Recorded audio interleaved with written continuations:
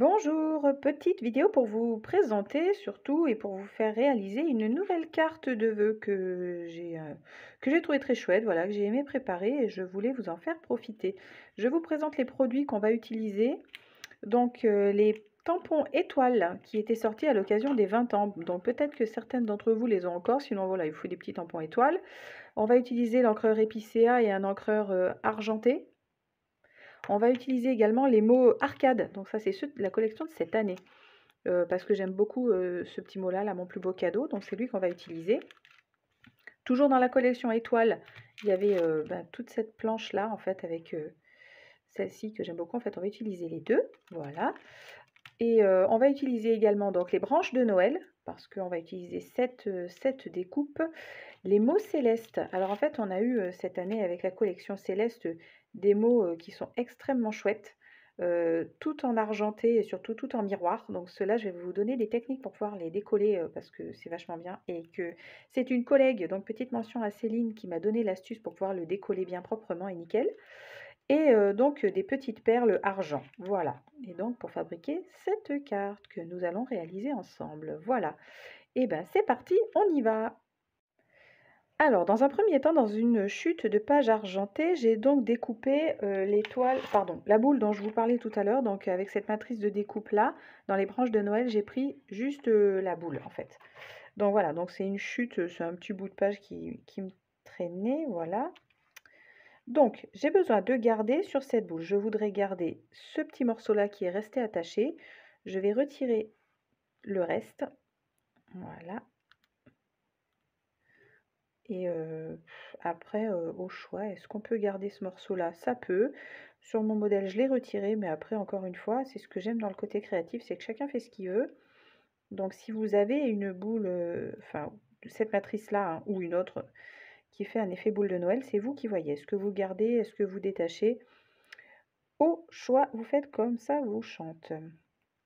En tout cas, moi, ce qui m'intéresse essentiellement, c'est ce morceau-là, parce qu'on va tamponner dessus à la Stazone. C'est pour ça que je le garde précieusement et le reste en fait va partir et je garde également ce morceau du dessus parce que sinon en fait ça fait un trou et c'est pas joli une fois qu'on va replacer ce morceau là ici. Voilà, donc je voudrais que ma boule reste en entier.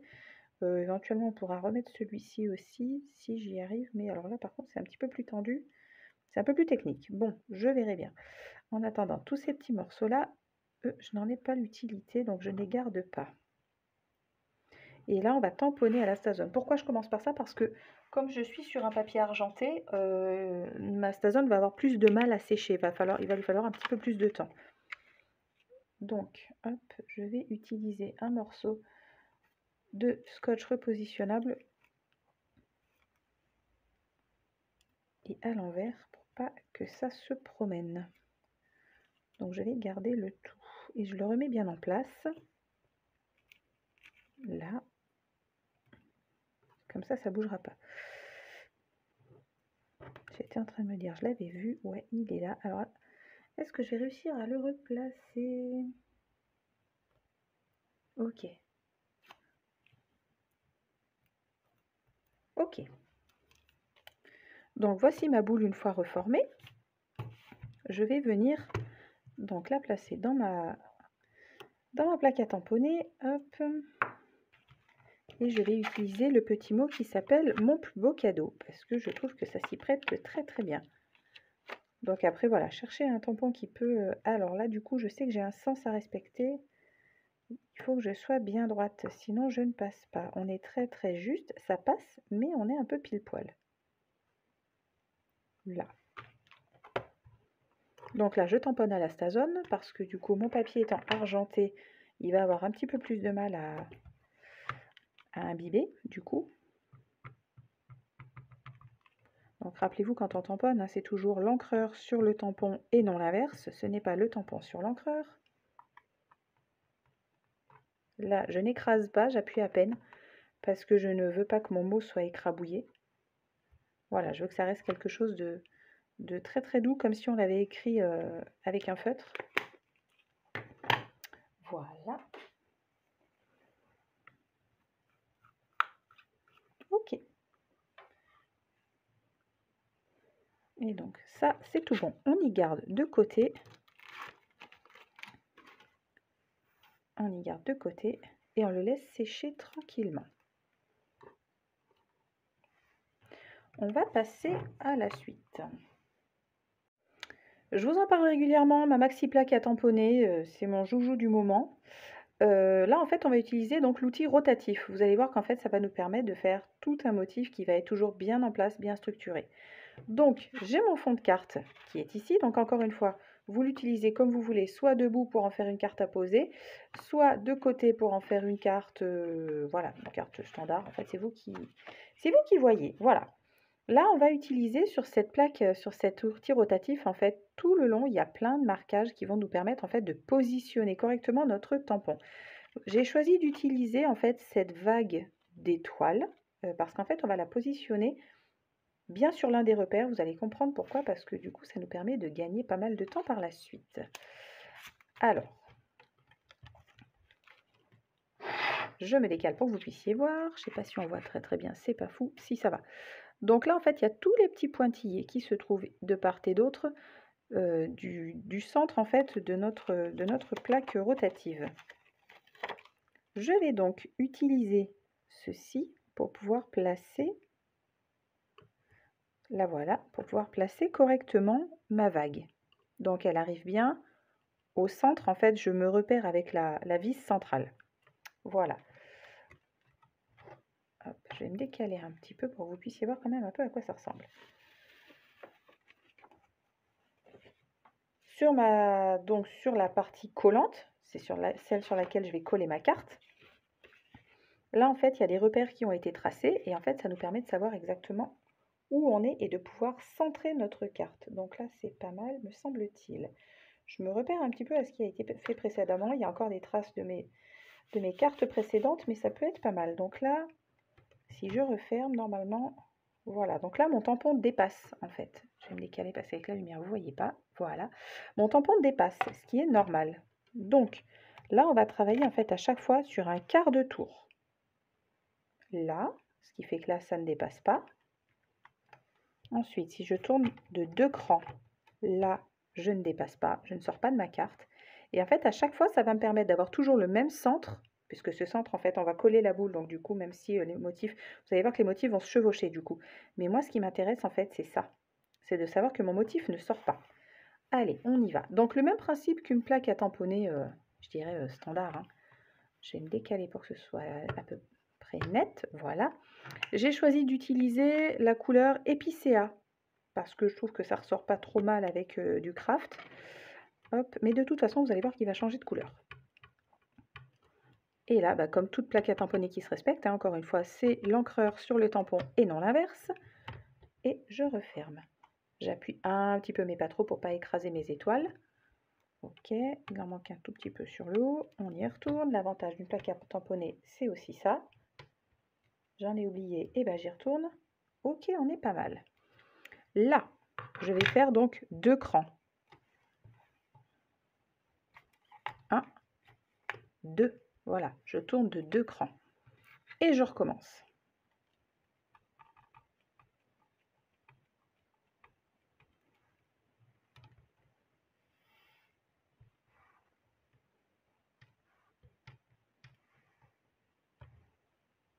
Ok.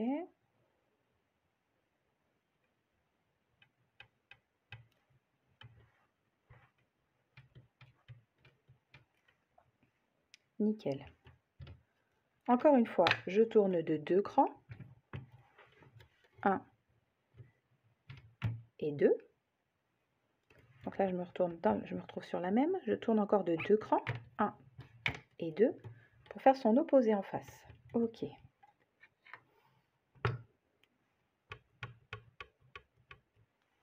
Ok.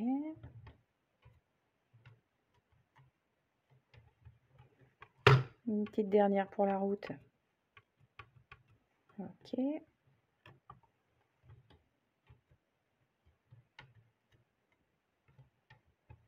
Parfait. Et une dernière fois, je tourne de 2 crans. 1 et 2 pour faire en fait ce qui ressemblera à une dernière hélice. Quoi. Une hélice d'étoiles.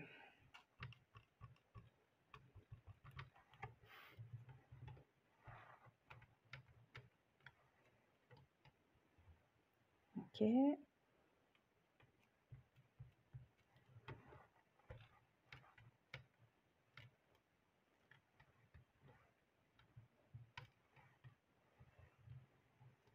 Nous y voici. Pour apporter un petit peu de lumière à mon décor, du coup, j'ai choisi d'y rajouter un encreur paillettes. Donc c'est pour ça que je vous dis que le vert va changer de couleur, parce que du coup, quand on rajoute ces paillettes, hop. Alors vous ne le voyez pas forcément d'ici.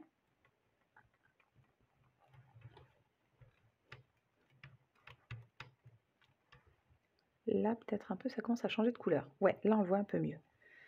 Donc, toujours 2 crans. Et là, j'ai essayé de tourner toujours dans le même sens pour ne pas vous perdre. Parce que je me rends compte que tout à l'heure, je suis allée un peu à l'endroit, un peu à l'envers. Donc là, je réancre un peu partout. Hop. Ok. De nouveau, 2 tours. 1, 2 tours. Je remets des paillettes partout. Ok. Ouais, on voit bien quand même là. Et donc, une dernière fois, 2 tours. 1 et 2.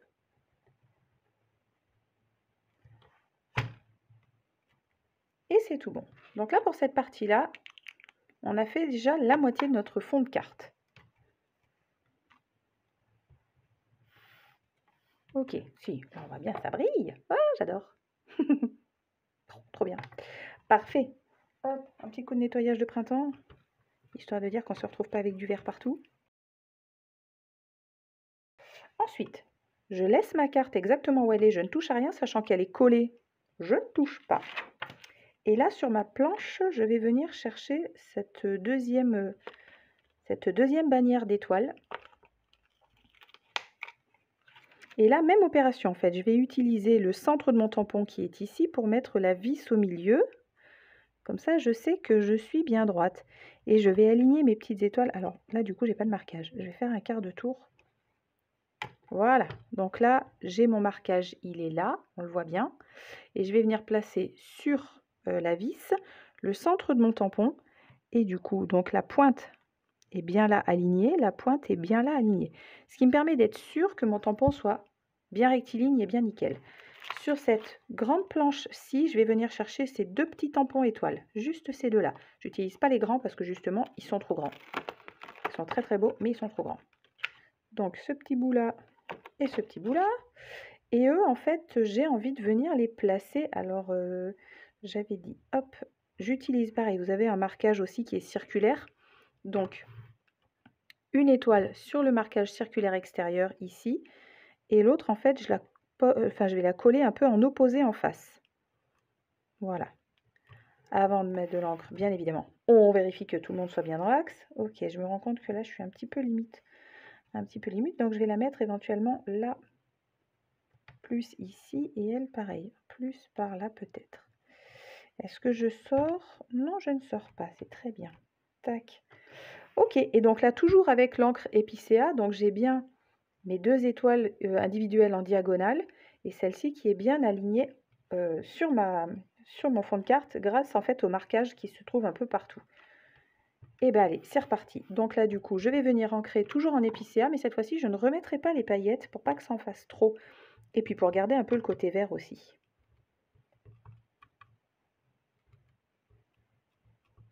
Ok.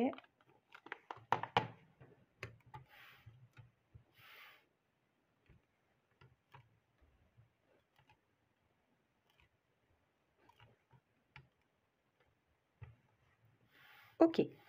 Là maintenant, je vais faire un quart de tour complet en fait. Donc je vais faire 1, 2 encore une fois.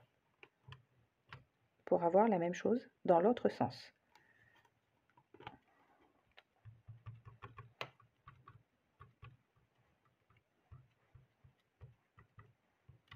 Ok.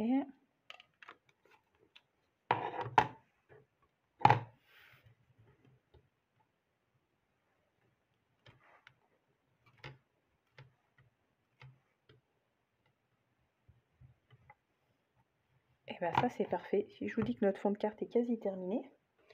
Hop. Je vais pouvoir décoller ma carte. Hop, je replace rapidement mon papier protecteur parce que sinon en fait après mon papier de fond ne collera plus. Et voici, on a fait le plus dur. C'est quand même pas mal. Donc là maintenant en fait on va venir coller le petit mot rêverie qui va venir là en bas. Allez, c'est là où je vais vous donner une petite technique qui m'a été donc gentiment donnée par Céline.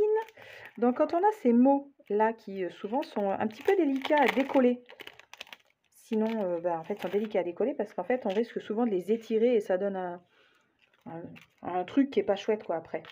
L'idée c'est qu'il vous faut du scotch repositionnable. Alors comment on fait? En fait là on va venir poser du scotch tout le long du mot rêverie. Donc je fais bien attention de prendre également sur le dessus, là il y a le petit accent, donc on y fait attention. Maintenant ce qu'il faut faire c'est qu'on va retourner et surtout on va plier le papier de manière à ce que la partie autocollante en fait vienne rester accrochée sur notre scotch repositionnable. Donc il ne faut pas hésiter à vraiment plier le papier.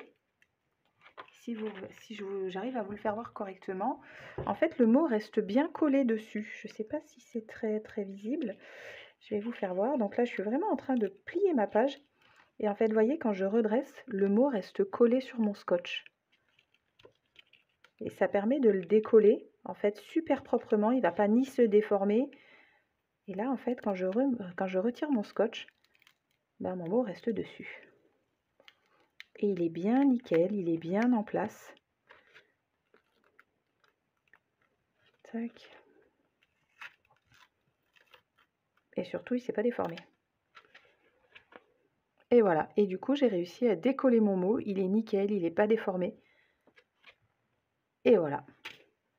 Donc après, là, il suffit juste de retirer à l'intérieur les petites parties qui ne nous intéressent pas, l'intérieur des R, l'intérieur des O. Enfin voilà, toutes ces petites parties. Ah, attention, essayez de ne pas trop poser vos doigts dessus parce que sinon ça colle par vos doigts. Oui, ça encore une fois, ça c'est d'aventure et d'expérience. Voilà. Tac, un petit dernier pour la route. Et voilà notre mot rêverie en intégralité, en entier, ni déformé, ni embarqué, ni on ne sait pas quoi. Hop, bon, hop, hop. On s'est collé un peu plein les doigts, c'est pas très grave. Et là, je vais pouvoir venir le coller pile poil là où j'en ai envie, c'est-à-dire à peu près par là. Et il est parfaitement collé, bien droit et bien nickel. Là maintenant, je retire mon scotch. Hop là, magie! Voilà, ça c'était la petite astuce du jour. Comment retirer un mot sur une planche de stickers contour. Et ça fonctionne avec tous, hein, même si vous faites des ronds, des fois quand on les décolle, le rond il devient un peu ovale. C'est franchement désagréable. Et ben là, du coup, ça bouge plus. Allez, retrouvons notre joli petit cadeau, enfin notre petite boule de Noël. Donc là, en fait, je pense que ma Stazone a eu à peu près le temps de sécher. Donc je vais garder ma carte juste à côté. Et là maintenant, en fait, on va venir se positionner, on va venir mettre du scotch 3 mm tout autour.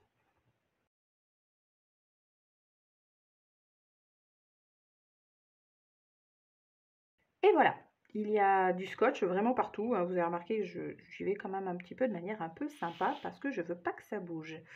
Donc là, ma boule est en place, c'est parfait. Hop, et ben on va pouvoir retirer toutes les pellicules.